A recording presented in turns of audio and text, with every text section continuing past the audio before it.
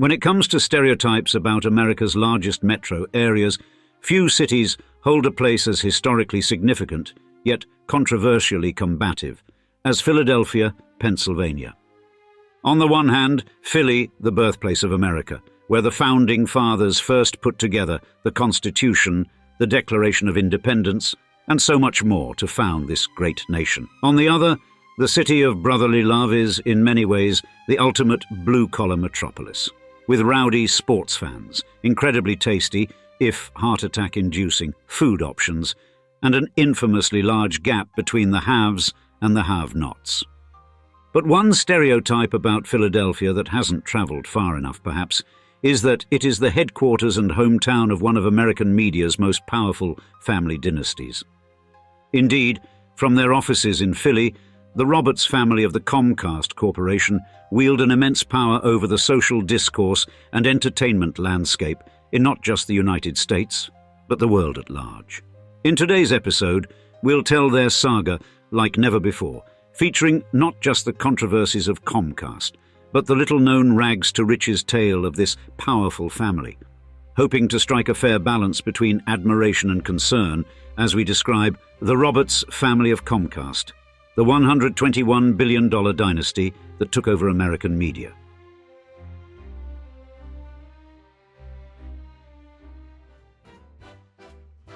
The current patriarch of the multi-billion-dollar media dynasty, the Roberts family, is none other than one Brian L. Roberts. Indeed, this lesser-covered, mega-rich media mogul isn't just any billionaire. He's a heavyweight in the global entertainment and technology ring with a knockout punch, a net worth of a whopping $1.9 billion as of 2024. And this sum makes him a titan in a media arena dominated by giants like Comcast Corporation, where he swings the gavel as chairman and CEO. Yet Brian L. Roberts isn't merely occupying a throne. He's steering one of the planet's most potent broadcasting and cable TV armadas, second only to the giant AT&T in the revenue skirmish. However, Roberts' reign over Comcast has had its storm clouds. Under his command, the company has become synonymous with the darker side of corporate giants, crowned the worst company in America by Consumerist in 2010 and 2014, and languishing at the bottom of the American Consumer Satisfaction Index. These honors reflect a history of poor customer service and dubious business maneuvers, spotlighting a general dissatisfaction that transcends the industry's usual gripes about steep prices and unreliable services. However, through it all, the Roberts financial coffers continue burst from the seams with the profits from Comcast's astronomical ascent and strategic diversification. Since stepping into the president's shoes in 1990 at just 31, and later the CEO's in 2002, Brian L. Roberts has transformed Comcast into a behemoth, thriving on strategic buyouts and innovations that have plumped up its financial stature and spread its influence across the market. Specifically, he's made it rain through Comcast's sprawling cable communications kingdom, churning out high-speed internet, voice and video services, core pillars of Comcast's business blueprint. Yet there's another contentious layer to Roberts' grand scheme. His audacious grab of NBC Universal has shot Comcast into the spotlight of the media and entertainment circus, nabbing a massive slice of the market with a treasure trove of movies, TV productions, and theme parks. Yet, this approach has also become synonymous with broader concerns about media consolidation, raising alarms about the heavy decrease in diversity of viewpoints, i.e., you're only allowed to have one political opinion on a topic in mainstream media, and the forcing of a global political ideology in media which has undermined independent journalism. Furthermore, Comcast's notoriety extends into the battleground of net neutrality. Under Roberts' watch, the company has often been at the forefront of controversies surrounding this hot-button issue. As a leading opponent of net neutrality, Comcast has been criticized for potentially undermining the democratic ethos of the internet, where every byte is supposed to be treated equally. Critics argue that without net neutrality, Comcast could act as a gatekeeper, prioritizing its content and services over others, which might stifle innovation and restrict the free flow of information. This stance has painted Comcast not just as a behemoth in terms of size and scope, but also as a Goliath facing a slingshot-wielding public and regulatory Davids, all concerned about preserving the open nature of the internet.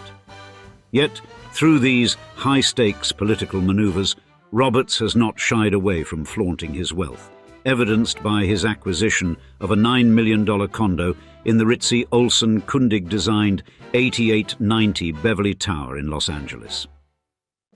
This isn't merely a residence, but a 3,200-square-foot sky palace, complete with high ceilings, bespoke lighting, and terraces that serve up a regal view of the cityscape. And that's just one gem in his crown of real estate jewels, with more sparkle added by homes in Philadelphia, Martha's Vineyard, and North Palm Beach, addresses that would make any monopoly board green with envy. And if you're still not convinced of Roberts' mogul status, consider his VIP pass into some of the most elite circles in the business sphere. From rubbing shoulders at the Business Roundtable to advising the academic titans at Tsinghua University's School of Economics and Management, Roberts isn't just playing the game, he's setting the board. Meanwhile, Brian L. Roberts is also conducting a harmonious family life. Married to Aileen Kennedy Roberts, Brian is a father of three, Amanda, Sarah, and Tucker. This quintet isn't just family goals, they're a philanthropic powerhouse. Their charitable acts, such as substantial donations through the Aileen K. and Brian L. Roberts Foundation, resonate deeply within their community. Notably, they've played a key role in the restoration of the Alfred W. Fleischer Memorial Synagogue at Eastern State Penitentiary, showcasing their dedication to cultural and historical preservation. However, as anyone over the age of, say, 25 can remember, Comcast wasn't always the household name monolith of media it is right now.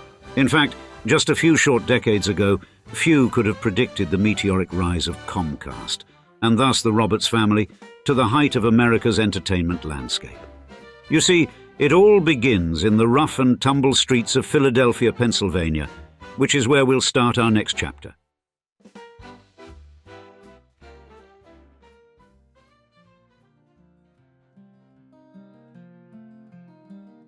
The rise of Brian L. Roberts' father, Ralph Roberts, and the subsequent ascendancy of Comcast in the American media landscape is an extraordinary story that starts on the 13th of March 1920, when Ralph was born to Robert Max Roberts and Sarah Wall in New York City. You see, both of his parents, Russian Jewish immigrants, had carved out a prosperous niche in the United States through their ownership of pharmacies, the crown jewel of which was located in the iconic Biltmore Hotel in Midtown Manhattan. But a dramatic shift in young Ralph's life occurred when the family relocated to New Rochelle, New York, when he was just 5. And tragedy struck again when Ralph was 12. His father succumbed to a heart attack during the stark days of the Great Depression. This shocking loss of the family patriarch meant not only emotional turmoil but a precipitous financial decline, almost like a riches-to-rags story, compelling the family to move again. Thus, at the age of 17, Ralph relocated to Germantown, Philadelphia, to live with his stepfather, Harry Bobrow, a figure in the local tobacco industry. Yet, it was in these challenging, less-than-ideal settings that Ralph's fierce determination and ambition were kindled. The public Germantown High School became the testing ground for his budding entrepreneurial spirit, indicating that even in a trying educational environment, Ralph L. Roberts would strive to succeed. His educational journey then continued at the legendary Wharton School of the University of Pennsylvania, arguably the #1 undergrad business school in America, where he honed his understanding of economics, graduating in 1941. The outbreak of World War II saw him enlist in the Navy, where he served at the Philadelphia Navy Yard, further shaping his leadership skills and fortifying his discipline. Soon, post-war America was a canvas of opportunity, and Ralph Roberts emerged as a visionary poised to paint his own story of success. Fresh from his service, he initially joined Muzak Corp, gleaning invaluable insights into subscription services, an industry mechanism that would later anchor his business strategy. By 1950, Ralph was ready to steer his own ship, purchasing the Pioneer Belt and Suspender Co. This company, which provided men's accessories to an impressive 15,000 stores nationwide, was his foray into the world of widespread commercial distribution. And under Ralph's leadership, the company thrived, navigating the booming post-war economy with finesse. Yet, as the 60s dawned, so did the realization that fashion was an ever-evolving beast. The rise of beltless trousers forecasted a decline in demand for his main products, and, demonstrating acute business foresight, Ralph decided to sell the company in 1961. This decision marked the end of one chapter and the beginning of another, proving his ability to adapt to market shifts, a trait that would serve him well in the dynamic landscape of American business.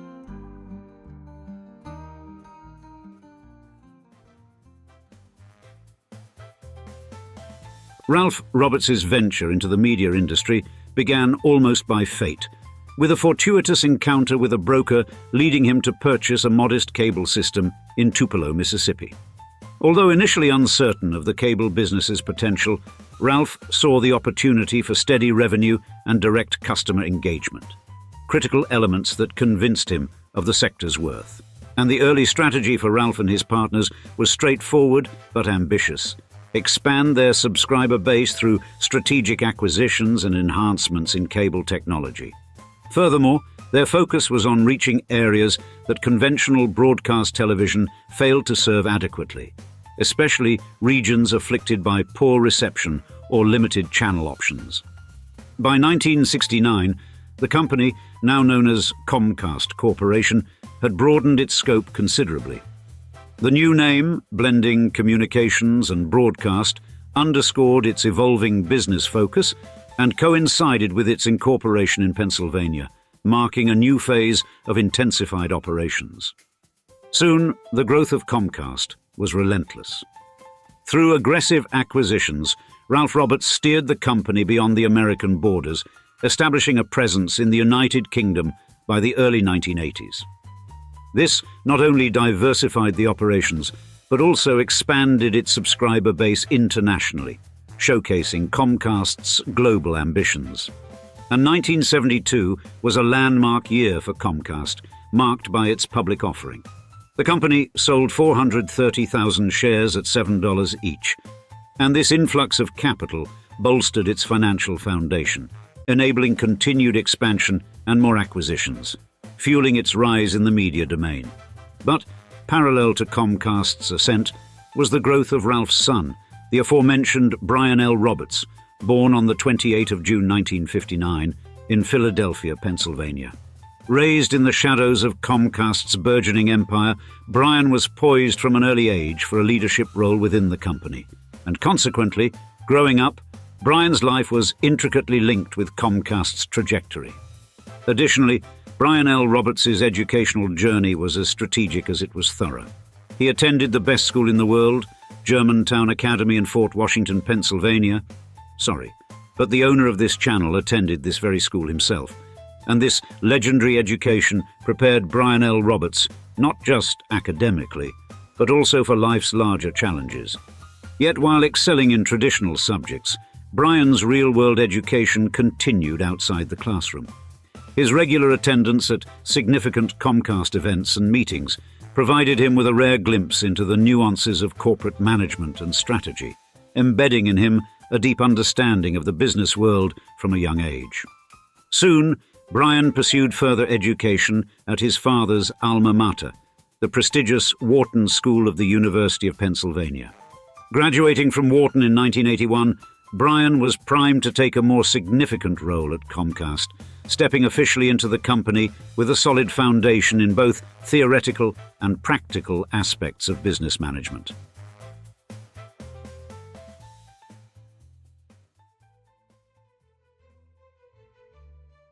The 1970s heralded a pivotal era for Comcast, particularly when it went public in 1972, as we mentioned before, setting the foundation for unprecedented growth in the ensuing decades.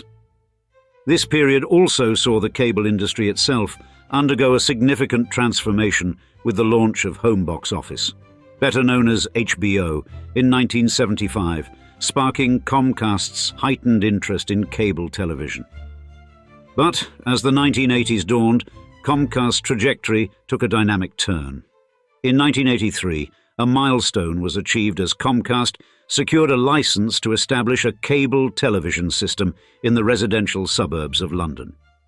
This marked Comcast's first foray into international markets, signalling its ambitions were not confined to American soil. Back in the US, the company expanded its domestic presence by acquiring cable partnerships and franchises across various regions, including Baltimore County, Maryland, Tyler, Texas, and Pontiac, Michigan. And each new venture widened Comcast's geographic footprint and subscriber base, intensifying its influence within the industry. A landmark moment occurred in 1986 when Comcast doubled its subscribers to 1 million. This surge was achieved through the strategic purchase of a 26% share in Group W Cable, one of the nation's largest cable operators. And by the mid-80s, a crucial shift was occurring within Comcast as Brian L. Roberts began to take a more pronounced role in the company's operations. His ascent was dramatically highlighted at an investor conference when he was just about 25 years old. You see, due to an unexpected delay that prevented Comcast's financial executives from attending, Roberts was thrust into the spotlight. With no preparation, he addressed the assembly for 45 minutes, demonstrating an impressive command over the company's intricacies and strategic direction. His performance, thus, not only won over the room but also marked a significant turning point in his career, showcasing his readiness to navigate high-pressure scenarios and complex discussions with aplomb. Therefore, this defining moment accelerated his rise within the company, and by 1990, Roberts was named President of Comcast Corporation.